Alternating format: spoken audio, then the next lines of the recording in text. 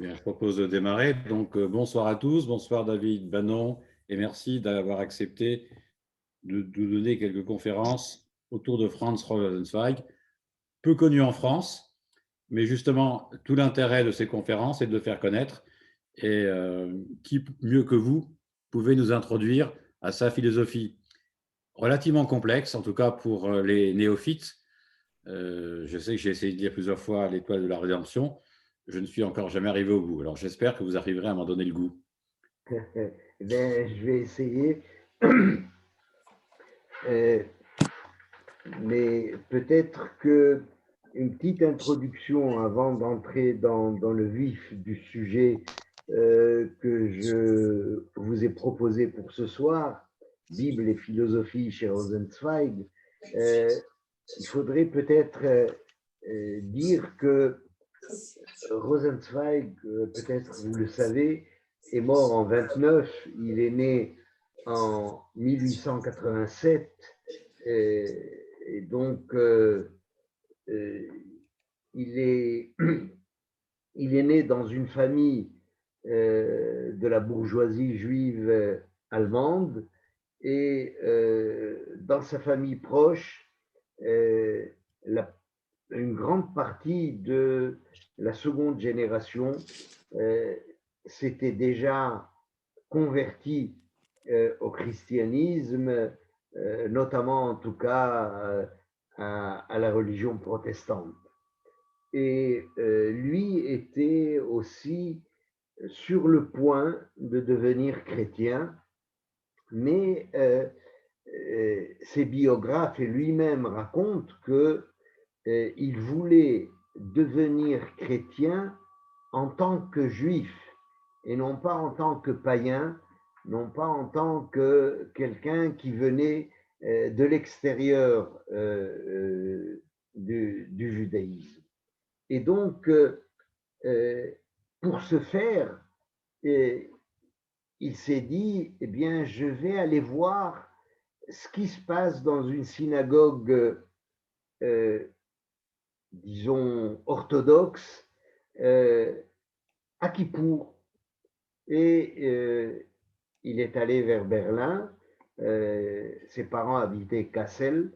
Et là, il entre dans cette synagogue et il en ressort après la journée de Kippour et les prières qu'il a entendues, bouleversé. Et il écrit à ses cousins qui s'étaient convertis, ce n'est pas la peine, je reste juif.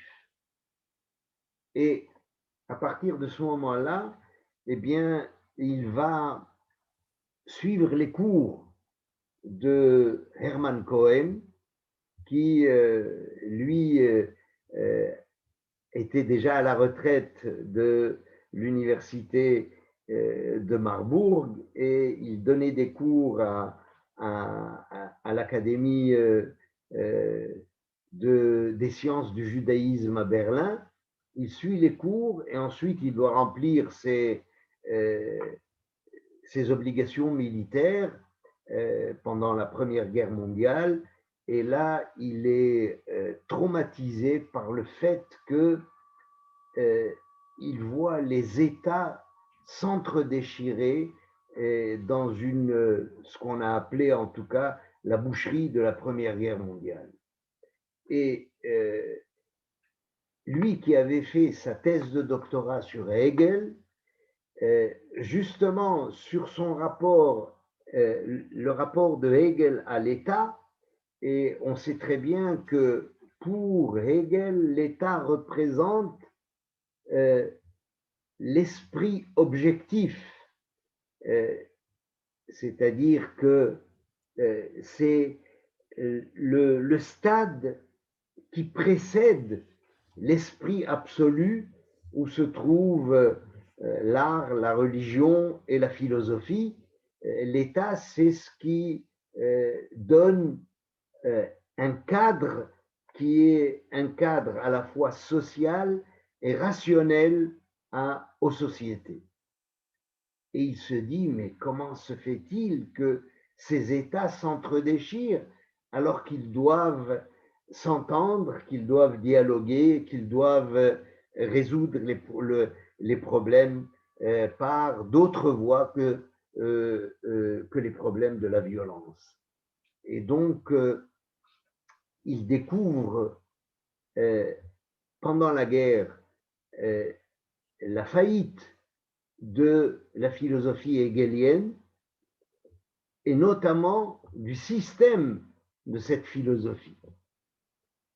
Et ce qui le pousse, ce qui lui donne la possibilité de mettre en question cette philosophie de Hegel, qui d'ailleurs, entre parenthèses, disait d'elle-même qu'il avait atteint la fin de la philosophie, ce qui le pousse, c'est la mort qu'il voit autour de lui, les soldats morts autour de lui, et cette mort, ces morts, pour lui, sont inintégrables dans le système hegelien.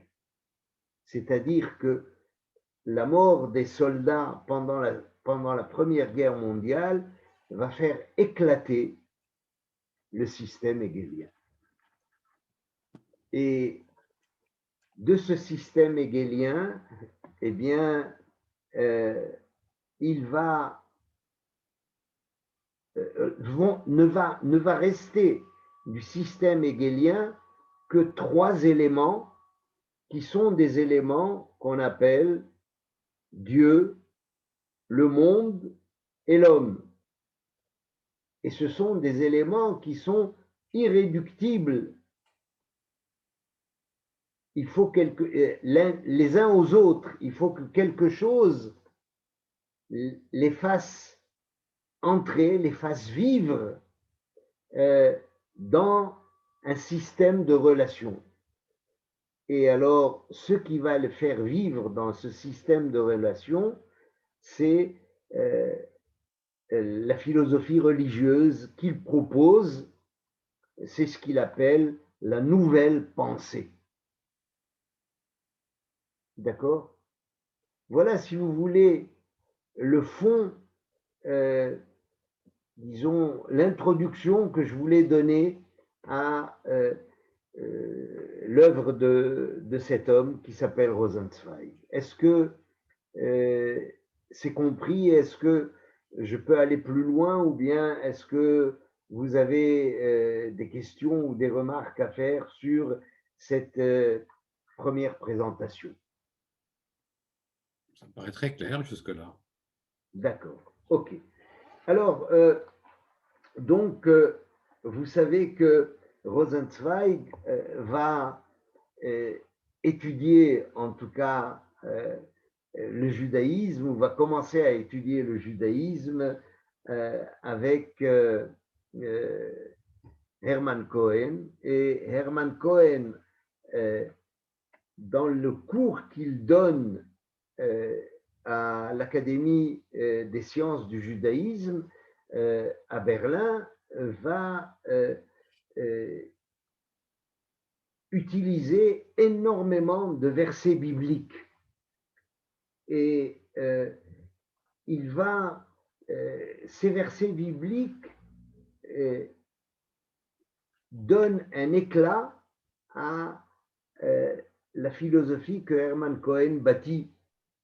Mais alors que Cohen considérait le judaïsme comme une des composantes, même si il la prenait pour une composante essentielle de la culture nationale allemande, dont le devoir de ses membres était de s'intégrer aussi complètement que possible à la dite société allemande, eh bien, les fils rebelles de Hermann Cohen, que sont Rosenzweig, Martin Buber, Scholem, Léo Strauss, se donneront pour tâche de les arracher à cette symbiose.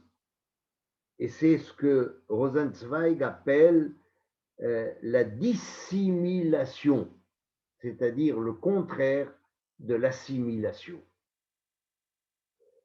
Et donc, cette dissimulation commence, d'après Rosenzweig, par une réappropriation du texte biblique dans sa langue et ses commentaires. Et réappropriation qui apparaît dans les textes théoriques et philosophiques qu'il a consacrés à sa pratique de la traduction de la Bible hébraïque avec Buber. Donc, de ces textes se dégage un principe philosophique, un principe méthodologique majeur qui considère la Bible comme un livre d'un seul tenant et mettant en œuvre un seul esprit. D'après Rosenzweig, un seul esprit anime la Bible et vous savez peut-être que la Bible est un ensemble de textes, ne serait-ce que dans la tradition juive, c'est Torah, Nevi'im, Ketuvim, mais pour Rosenzweig, c'est un livre, un ensemble d'un seul tenant qu'on ne peut pas séparer, qu'on sépare pour des commodités, disons, mais qu'on ne peut pas séparer. Il considérait la Bible comme une unité. Et il a d'ailleurs écrit une lettre à un des membres, un des leaders de la communauté orthodoxe en Allemagne, en lui disant, je vous cite, nous traduisons la Bible comme une unité. Pour nous, c'est l'œuvre d'un même esprit. Nous ne savons pas qui en est l'auteur. Que ce fut Moïse, nous n'y croyons pas. Mais entre nous, nous le mentionnons par le signe conventionnel de la critique historique R, qui signifie le rédacteur final de la Bible. Seulement, dit Rosenzweig, bien loin d'être l'auteur anonyme de la Bible, ce R représente pour nous notre maître Rabbeinu. Donc, voilà comment il dit à ce leader de la communauté orthodoxe, eh bien, notre traduction de la Bible, si elle semble faite par deux personnes qui reconnaissent que ce n'est pas Moïse qui a été l'auteur de la Bible, eh bien, elle est quand même proche de la traduction que vous proposez et qui était la traduction de Shimshon Raphaël Hirsch. Donc, et cet esprit, eh bien, il se donne dans l'unité d'un enseignement, dans l'unité d'une inspiration qu'il s'agit dès lors de retrouver. Et c'est ce que va faire Rosenzweig. Comment il va élaborer cette unité de la Torah, ce même esprit de la Torah, eh bien,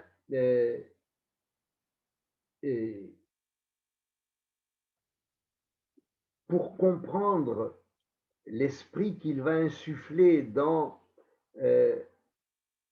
cette élaboration, il faut se rendre et lire l'Étoile de la Rédemption par le deuxième livre qui est justement celui qui est consacré à la révélation. Pourquoi par le deuxième livre? Je vous ai dit au début que Rosenzweig, avec la question de la mort qui est inintégrable dans le système hegelien, va faire éclater ce système hegelien et va découvrir qu'il n'y a que 3 éléments qui restent de tout ce système: Dieu, l'homme et le monde. Et c'était des éléments qui étaient séparés, qui étaient autonomes, mais dans le second livre, qui est le livre qui traite de la révélation, eh bien, ces éléments vont sortir de leur coquille, disons, ou de leur autonomie, et ils vont établir des relations entre ces éléments. La relation de Dieu au monde, Rosenzweig l'appelle création. La relation de Dieu à l'homme, Rosenzweig l'appelle révélation. Et la relation de l'homme au monde, Rosenzweig l'appelle rédemption. Et donc, c'est un triangle où il y a d'abord, à chaque sommet du triangle, eh bien, Dieu, l'homme et le monde, et un triangle équilatéral, et puis disons, les segments qui relient ces angles, d'accord, eh bien, sur l'un, c'est la création entre Dieu et le monde, entre Dieu et l'homme, c'est la révélation, et entre Dieu et entre l'homme et le monde, c'est la rédemption. Il a appelé son livre L'étoile de la rédemption parce que c'est un triangle qui se superpose à l'autre triangle. Est-ce que jusque-là, c'est compris? Oui, ça me paraît clair. Je peux poursuivre? Oui, allez-y. D'accord. Alors, à partir de là, on doit maintenant étudier cette notion de création, parce que introduire le concept de création dans le monde de la philosophie, c'est une gageure, d'accord? Et on doit aussi étudier ce que veut dire révélation, ça aussi, c'est une gageure, et étudier ce que c'est que rédemption. Alors, pour expliciter la notion de création, eh bien, Rosenzweig retient, analyse le premier chapitre de la Genèse qui traite justement de la création et qui est Bereshit Aleph, Genèse 1. Et il s'attache au fait qu'il y a quelque chose qui revient comme un refrain: Dieu vit que c'était bon. Et il met l'accent sur ces tov qui reviennent 6 fois dans le récit de la création et qui qualifie la création et qui la résume.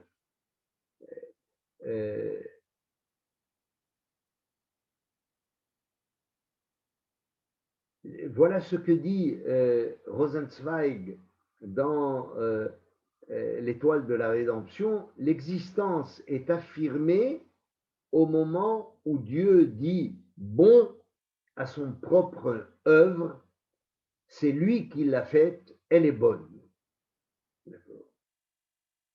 Donc, et puis, il nous explique que cette narration, ce récit de la création, eh bien, regroupe des verbes qui sont le verbe créer, le verbe dire, le verbe séparer, le verbe former. Et ces verbes sont au passé simple de l'indicatif qui est le temps du récit par excellence et la forme du il, troisième personne du singulier, celle que les grammairiens des langues sémitiques et notamment de l'hébreu appellent le nistar, l'absent, ou selon Rosenzweig, le sujet divin qui demeure dans son pur au-delà, intouchable, et abandonne le prédicat à sa liberté, hors de lui, dans une paisible objectivité. Ça veut dire que si l'homme, l'humain, qui va vivre dans cette création, voit la création et peut la comprendre comme on nous le dit déjà dans le premier récit, dans le récit de la Genèse, eh bien, de Dieu, il ne sait rien. La seule chose qu'il sait, c'est qu'il est le créateur, d'accord? Et ce créateur crée, Vayomer, il dit, d'accord? C'est créé à partir de son absence, à partir du fait que c'est à la troisième personne qu'il s'adresse à la création et qu'il la fait vivre, qui la met en place. Donc, les créatures, les choses qui sont créées ne qualifient pas Dieu comme un prédicat qualifie un sujet. Une telle qualification efface la distinction des deux termes du rapport et à ce rapport de type philosophique, le récit oppose le rapport concret du créateur à sa création qui garantit au monde son objectivité. Et c'est comme ça que Rosenzweig explicite ce concept de création.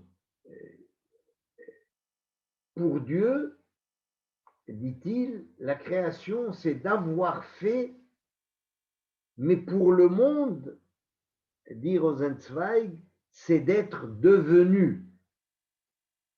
C'est-à-dire, Dieu agit là en tant que sujet actif, crée des éléments, ce que Rosenzweig nomme, dans le contexte précis de son analyse, qu'il appelle une analyse grammaticale, les substantifs, mais en tant qu'ils sont objets de Dieu, en tant qu'ils sont objets de l'accusatif. Mais voilà que pour l'ultime étape de la création, eh bien, Dieu délaisse la fonction du il et énonce quelque chose de neuf. Faisons l'homme. D'accord? Pour la première fois est rompu ce front, cet anonymat de l'objectivité, et pour la première fois sort de l'unique bouche qui jusqu'à présent parle dans la création, au lieu d'un il, eh bien un je, et un je qui s'adresse à un tu, qui s'adresse à lui-même et qui s'adresse aussi à un tu. Faisons l'homme. Alors vous connaissez les midrashim, ce faisons, naaseh Adam, c'est à la fois le fait de s'adresser, comme dit le midrash, aux anges, le fait aussi de s'adresser à l'homme. Toi, homme, et moi, eh bien, faisons ce qu'on appelle Adam. Et c'est ce Naasé crée finalement quelque chose qui n'était pas là jusqu'à présent. Il crée un nom propre. Adam, c'est le nom de l'humain, d'accord? Mais c'est un nom, c'est le premier nom propre, là où il n'y avait que des genres, là où il n'y avait que des espèces de créatures créées. Et donc, un nom propre qui est de plus créé à l'image de Dieu. Donc promu parmi toutes les autres créatures à ce qu'on appelle à la ressemblance de Dieu, mais ou à l'image de Dieu, c'est-à-dire à l'image de ceux dont il n'y a pas d'image. Voilà donc comment Rosenzweig lui explicite cette dernière étape de la création avec Adam. Adam en tant que nom propre, et ce nom propre donne à l'humain, eh bien, le qualifie comme Nezer Abria, le fleuron de la création. Et alors, à partir de ce moment-là, une fois que l'humain est créé, la création dans son ensemble est évaluée par le Très-Haut comme très bonne. Tov Me'od.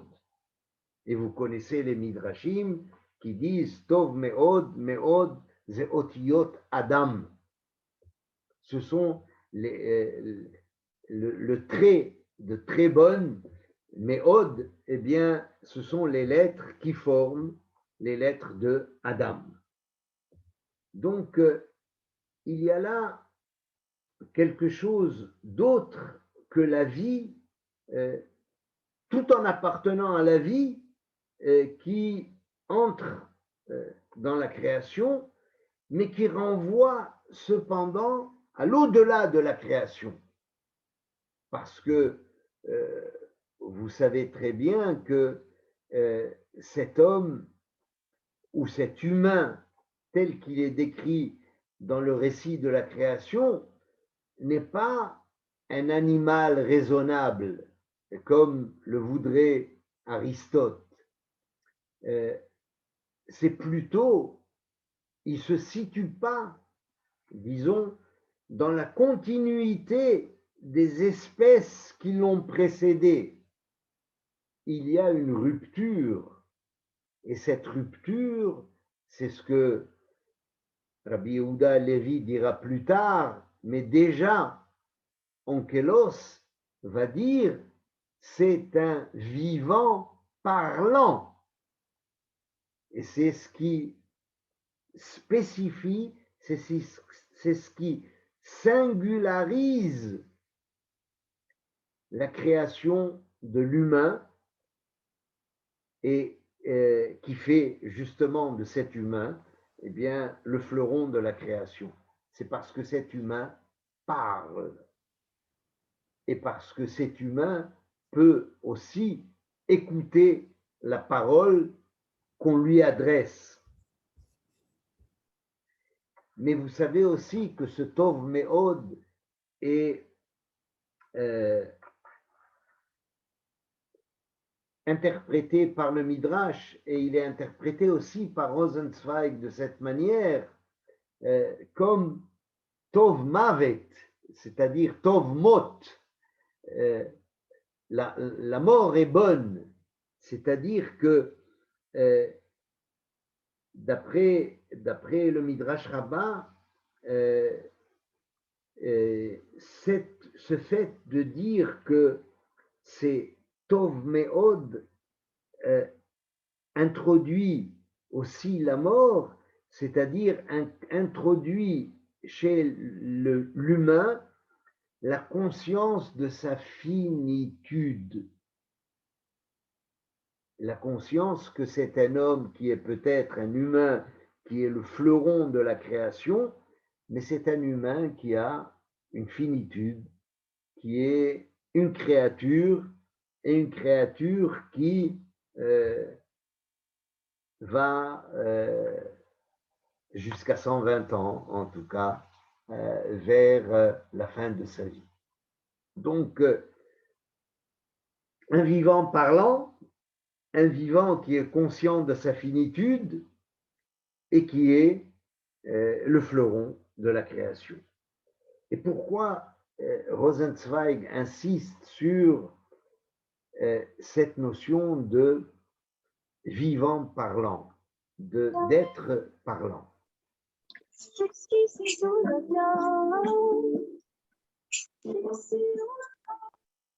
Essayez de couper votre ordinateur. S'il insiste sur cette notion de parole, c'est parce que justement, cette création, eh bien, elle mène à la deuxième étape de l'élaboration de la philosophie de Rosenzweig, qui est la révélation. Parce que la révélation se fait par la parole.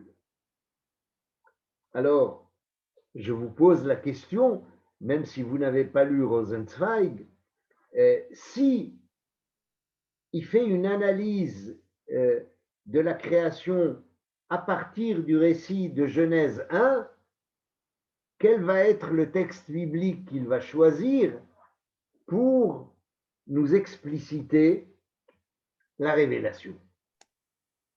Je vous pose la question. Alors, je me lance. Peut-être la discussion qu'il entame avec Adam dans le Jardin d'Éden. Non, ça fait partie de la création et du fait que Adam est un être parlant et Adam va transgresser ensuite le commandement qu'il a reçu, mais ça, Rosenzweig n'en parle pas. Il passe parce que il faut garder à l'esprit que ce qu'il propose, c'est une philosophie de la religion, et c'est une philosophie de la religion où trois concepts qui sont des concepts éminemment religieux, disons, vont avoir un poids très très fort dans son livre qui s'appelle L'Étoile de la Rédemption. Mais s'il doit parler de la révélation, comment on appelle la révélation en hébreu dans l'hébreu biblique, disons? On l'appelle Mahamad Har Sinai. D'accord? Donc, on s'attendrait à ce que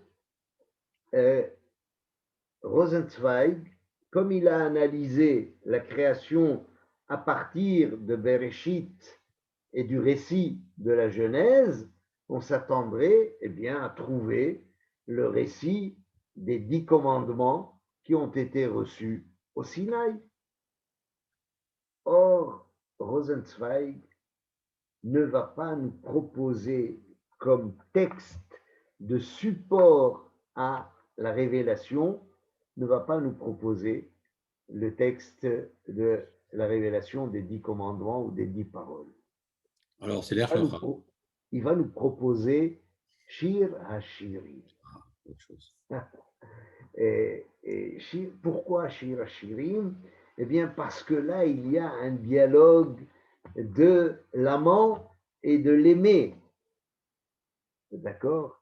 Et il dit justement que le livre de la Révélation, eh bien, il choisit le cantique des cantiques comme paradigme parce que d'abord, il y a un dialogue entre l'amant et sa bien-aimée, et dans ce livre du Cantique des Cantiques, eh bien, le jeu va revenir souvent, un jeu marqué par quelque chose qui est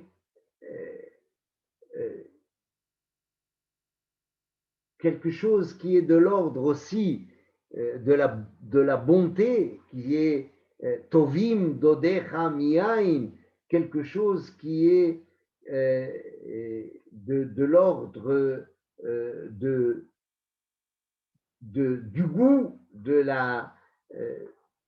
oui, de la beauté ou de la bonté, parce que justement, c'est un texte qui parle de l'amour et ce dialogue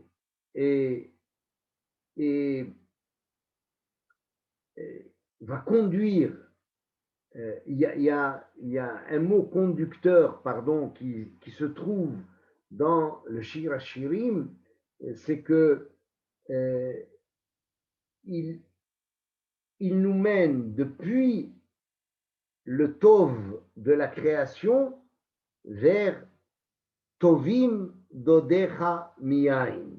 C'est un mot conducteur qui nous amène depuis le début de Bereshit jusqu'à Shir HaShirim. Et donc, on voit bien ici encore que on voit bien que la Bible est prise comme une unité. Ce principe méthodologique est très important ici, mais il est important parce que Rosenzweig dit que on ne peut commander qu'à un être qui est aimé. Et lorsque il prend le Cantique des Cantiques comme modèle de l'analyse biblique pour asseoir le concept de révélation, eh bien, pour lui, il y a là un amant qui déclare son amour à sa bien-aimée, et parce qu'il déclare cet amour à sa bien-aimée, eh bien, il peut aussi commander et donner des injonctions pour qu'il suive, pour que cet amant, eh bien, suive les injonctions de la Torah. C'est-à-dire, le monde de la création reçoit avec cette notion de révélation, il reçoit une autre dimension. Et vous savez très bien que Kant avait dit qu'on ne commande pas à l'amour, alors que Rosenzweig, dans cette présentation qu'il fait, il s'oppose à Kant en disant que, au contraire, ne peut comprendre un commandement que celui qui est aimé. Parce que justement, c'est l'amant qui adresse cette parole à sa bien-aimée, et donc l'amour bien fait partie et au cœur de la notion de révélation chez Rosenzweig. Ce qui est intéressant, c'est que dans le Cantique des Cantiques, il y a certes une relation entre l'amant et la bien-aimée. L'amant recherche ou la bien-aimée est séparée de son amant et elle le recherche et elle est la rencontre ne se fait pas. Même à la fin de Shir HaShirim, c'est Berach Dodi, mon amant s'est sauvé et je n'arrive pas, la rencontre ne s'est pas faite. Mais malgré tout, il y a deux dimensions. Il y a la dimension entre, comme je l'ai dit et répété, de l'amant à sa bien-aimée, mais il y a aussi le fait que il y a une relation entre un frère. C'est ce que demandent justement les paroles de la Shulamite qui dit pourquoi tu ne mets pas un frère au chapitre 8, verset 1 du Cantique des Cantiques. Donc, pour ça, dans ce chapitre qui est justement la fin du Cantique des Cantiques, eh bien, Rosenzweig dit il me manque un concept que je dois ajouter à cette philosophie de la religion que j'élabore dans l'Étoile de la Rédemption, c'est celui de la fraternité. Et alors, justement, Rosenzweig passe de la révélation à la rédemption, et c'est par le biais du Cantique des Cantiques qu'il arrive à la rédemption. Et pour la rédemption, ce qu'il choisit comme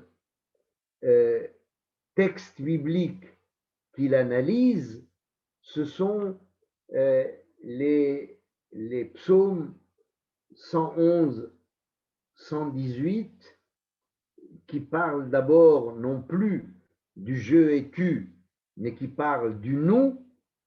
Ce sont les psaumes du Hallel, Lolanu Hashem Lolanu Kileshimcha Ten Kavod, etc., que nous avons lus pendant Pessah, d'accord? Et donc, ce psaume 115, ce Lolanu, eh bien, il lui donne, pour lui, il représente une forme qui est propre à la rédemption, qui n'a pas encore eu lieu, et pourtant qui est à venir. Et la forme qu'il donne à cette rédemption, c'est la forme d'un chœur qui est chanté par un nous, et la grammaire de la rédemption ne se formule ni dans le passé de la narration, ni dans le présent du dialogue de la révélation, mais dans le futur du chœur, qui est le chant choral, et qui est, par ce chant en tout cas, la progression ou la pénétration progressive de la révélation, de la révélation dans le monde, mais la pénétration progressive par ce chant-là.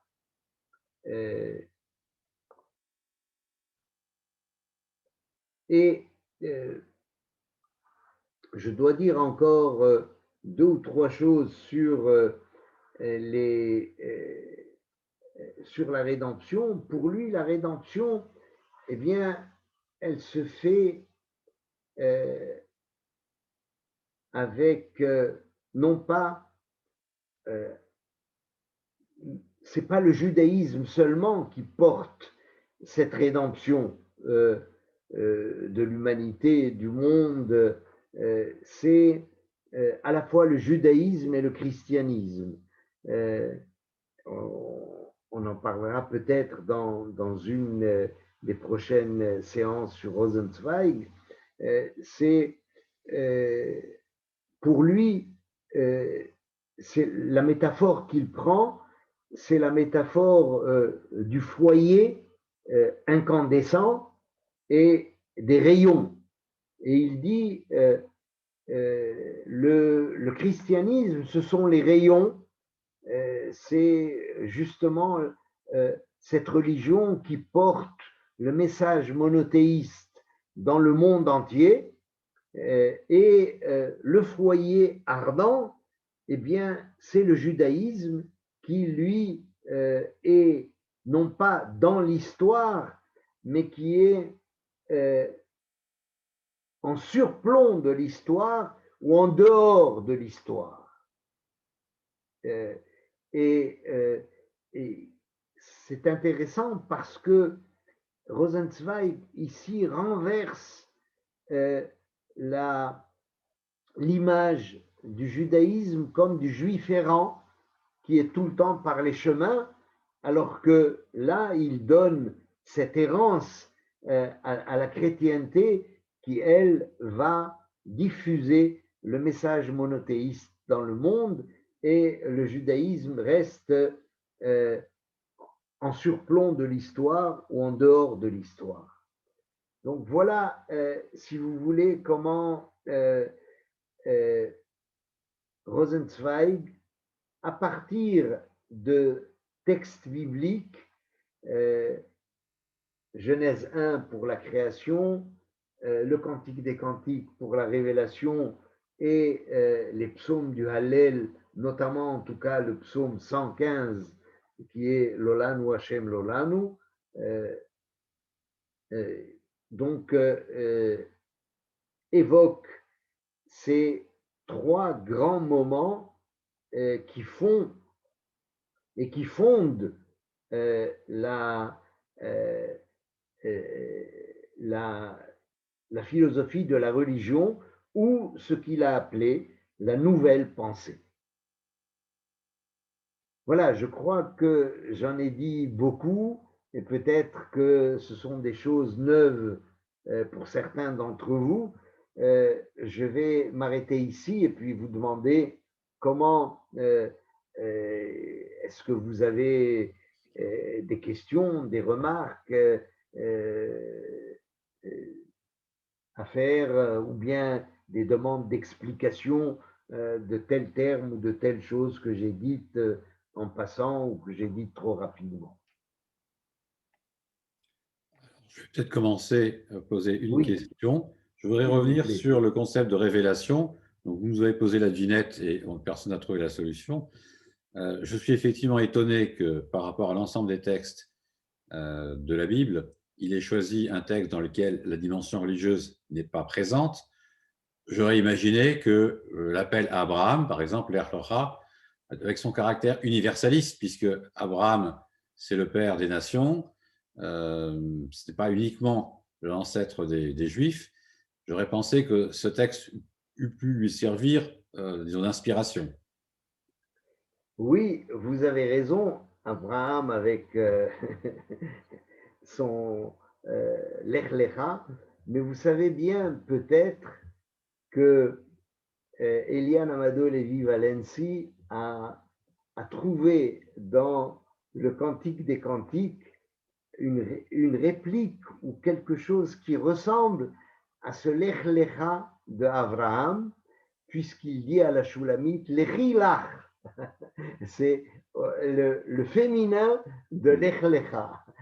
Mais je pense que ce qu'il a voulu montrer, ce que Rosenzweig a voulu montrer en prenant comme analyse ou comme support de l'explication du concept révélation, le Cantique des Cantiques, et il n'a pas voulu laisser le monopole de l'amour à la religion chrétienne, et il a dit, eh bien, voilà, nous avons un texte qui parle justement de cet amour, et parle de cet amour. C'est vrai, il connaissait bien entendu le fait qu'il y a une lecture allégorique du Cantique des Cantiques qui dit que c'est l'amour entre Knesset Israël et Dieu, entre l'Assemblée d'Israël et Dieu, d'accord? Mais lui a voulu s'attacher à l'amour qui est l'amour charnel entre la bien-aimée, entre la Shulamite et son amant, d'accord? Et il dit que c'est un dialogue qui se fait dans le présent, et il y a un présent de la révélation, c'est au moment où Dieu parle aux hommes, et c'est une relation qui est directe, je tue, même si Dieu est caché, comme l'amant que je n'arrive pas à retrouver et que je n'arrive pas à rencontrer. D'accord? C'est pourquoi il a pris, à mon avis, le Cantique des Cantiques pour répondre à Kant et pour ne pas laisser le monopole de l'amour à la religion chrétienne. Alors, j'ai une deuxième question, peut-être qu'elle est en avance par rapport à votre exposé, mais quelle place joue le concept d'alliance de Brit chez Rosenzweig? Oui. Quelle place joue l'alliance chez Rosenzweig? Eh bien,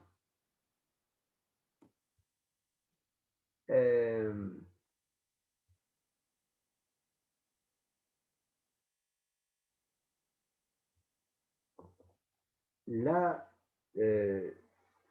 je me rappelle d'une critique de Neher, justement, qui va dans votre sens, parce qu'il s'est posé la même question: quelle est la place de l'alliance dans la philosophie de Rosenzweig?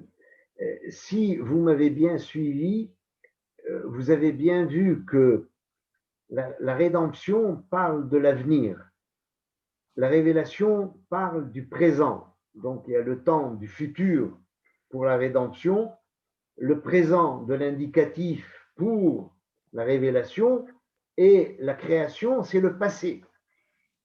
Or, Neher dit, mais non, il y a un participe présent dans la création qui est justement le participe présent de l'alliance, de la bride. Et là, je pense que cette critique qu'adresse Neher à Rosenzweig doit être tenue, doit être prise en compte, parce que peut-être que pour essayer de faire un tableau, de brosser un tableau de la philosophie religieuse ou de la nouvelle pensée, il était obligé d'avoir justement ce rythme, ou bien non pas ce rythme, mais cette fonction ternaire, création, rédemption, révélation, rédemption, passé, présent, futur, comme il avait appris de Hegel dans cette dialectique hegelienne, thèse, antithèse, synthèse. D'accord? Et il a transformé la philosophie hegelienne en donnant, c'est pourquoi il a appelé ça la nouvelle pensée, en réintroduisant des notions qui étaient impossibles à imaginer dans la philosophie de la fin du 19e siècle ou du début du 20e siècle, comme chez Cohen, Rosenzweig et Buber. Merci de votre réponse. Y a-t-il d'autres questions? Oui. Daniel. Bonsoir, monsieur. J'aurais voulu une petite explication sur la notion d'objectivité. Oui, la notion d'objectivité ici. Qu'est-ce que vous entendez exactement? Si j'ai utilisé ce ce concept d'objectivité, c'est que dans la création, il y a des éléments qui sont créés et qui viennent du créateur et qui sont objectifs, c'est-à-dire que nous pouvons même aujourd'hui rencontrer des espèces animales, des montagnes, des fleuves, ce que nous raconte en tout cas le récit. Alors on est tellement habitué à lire ce récit qu'on oublie justement d'abord la majesté de ce récit et puis qu'on oublie qu'il y a un créateur derrière qui est en train de pétrir la pâte du monde, comme dit le Midrash. Oui. Deuxième petite question, sur la conscience de finitude. Oui. Comment vous avez fait le lien? Parce que vous avez dit… Eh bien, parce que tout simplement, l'humain qui naît, d'abord, pour ne pas qu'il se prenne pour Dieu, d'accord? Alors, il doit y avoir, il doit intégrer, et bien même intérioriser sa conscience de finitude, c'est-à-dire un être mortel, bien que la mort, là aussi, du point de vue du récit biblique, la première mort d'une personne dans le récit biblique est la mort donnée par un homme à un autre homme. Même si Dieu a dit, si vous mangez de l'arbre, etc., vous mourrez. Mais la conscience de la finitude vient pour dire, certes, l'être humain qui est créé à l'image de Dieu, à l'image et à la ressemblance de Dieu, mais il n'a pas une existence infinie comme Dieu. Mais cette notion lui vient d'où? De sa conscience, parce qu'il est parlant, d'où lui vient cette conscience de la finitude à cet homme? D'où elle apparaît pas dans son raisonnement? Dans son Comment raisonnement, elle apparaît comme… Non, elle apparaît comme d'abord une adresse et une injonction que Dieu lui fait: de tous les arbres du jardin tu mangeras, et de cet arbre tu ne mangeras pas, parce que le jour où tu en mangeras, tu mourras. D'accord? Alors, il y a ça, il y a le fait, et il y a le fait ce que les Midrashim nous ont dit. Si Caïn a pu tuer Abel, c'est parce qu'il a vu son Adam faire un sacrifice pour Dieu, et il a vu l'endroit où Adam a porté le couteau pour tuer la bête. Voilà, donc il y a cette conscience de la mort et de la finitude. Ensuite, Rosenzweig l'appelle conscience de la finitude, mais c'est ça, la mort. Tov mavet, tov meod. Merci. D'autres questions?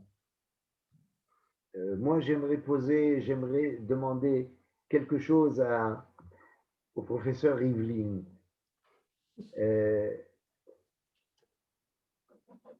Je voudrais avoir votre sentiment sur la philosophie de Rosenzweig, sur ce grand homme qu'était Rosenzweig, parce que, je vais vous dire pourquoi je vous pose cette question, parce que Stéphane Moses raconte dans son livre d'entretien qu'il a fait avec Victor Malka que lorsqu'il est arrivé en Israël, il connaissait Sholem, il a été lui rendre visite, et Sholem lui a demandé, comme on demande à celui qui rend visite et qu'on connaît, sur quoi travaillez-vous? Et Moses lui a répondu, je travaille sur Rosenzweig. Et Scholem lui aurait dit, laissez tomber, ce ne sont pas des choses qui nous intéressent ici. C'est quand même fort de café. Je suis très flatté de votre interpellation, mais je suis tenté d'une comparaison. Je pense que Rosenzweig est au XXe siècle ce que Maïmonide a été au XIIIe siècle. C'est-à-dire qu'il fabrique une religion juive. Alors que le judaïsme est un vécu, une aventure, une association concrète avec Dieu. Et le traduire en mots abstraits est une démarche qui est une dérivée de Hegel. Une dérivée qui est un rejet, mais qui ne reste pas moins sur le même type de langage. Voilà ce que je serais tenté de répondre. Écoutez, j'ai bien fait de vous poser la question parce que je pense que vous avez mis le doigt là sur une question qui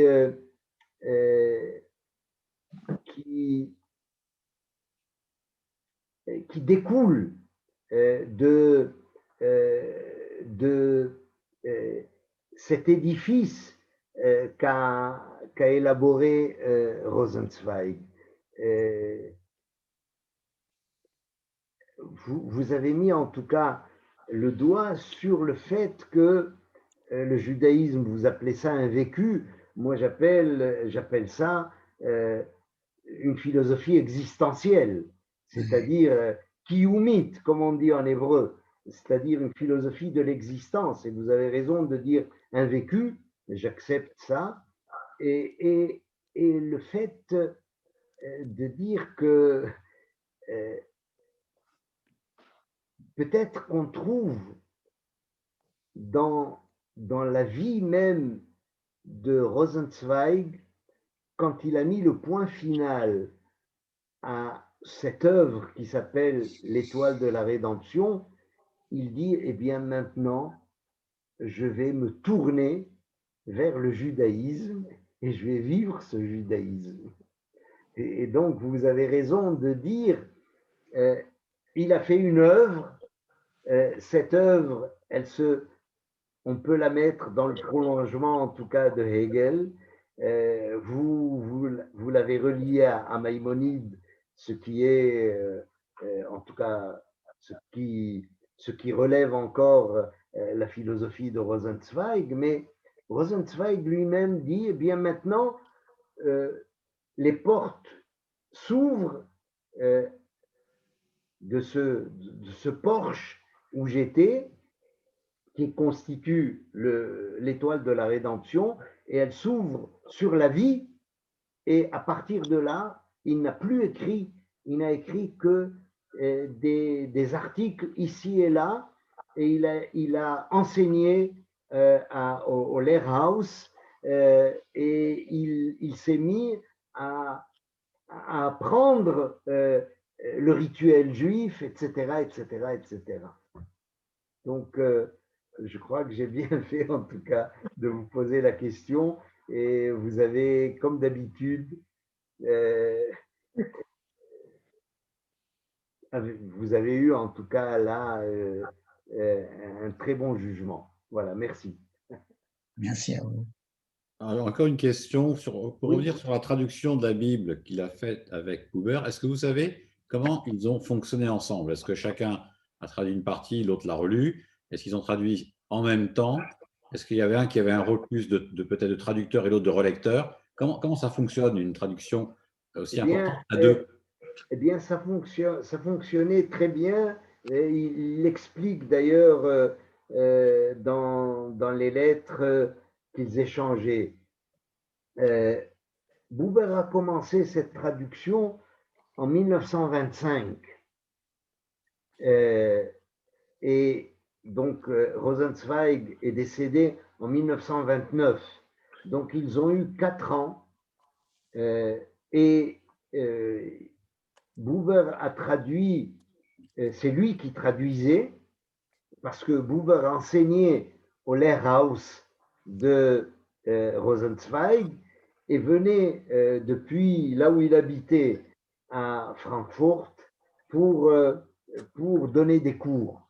Et donc, chaque semaine, il apportait la traduction qu'il avait faite d'un chapitre ou d'un autre à Rosenzweig, qui lui relisait cette traduction, mettait des notes dans les marges et lui redonnait. Et comme ça, ils ont traduit les deux jusqu'à, d'après, si mes souvenirs sont bons, jusqu'à Yeshayahu. Et à partir de Yeshayahu, Buber a terminé le travail seul, mais on a pu avoir de cet échange qu'ils ont eu, Buber et Rosenzweig, on a pu avoir des articles sur la traduction et sur certains passages ou certains même termes, en tout cas de la Bible. On a eu des articles qui sont très édifiants sur le mot, par exemple, éternel, d'accord, sur comment traduire le tétragramme. Donc, il y a eu même une réflexion théorique sur la traduction de la Bible, dont les traducteurs de la Bible plus tard, et notamment en tout cas les traducteurs allemands, se sont servis. Mais là aussi, je dois revenir à Scholem.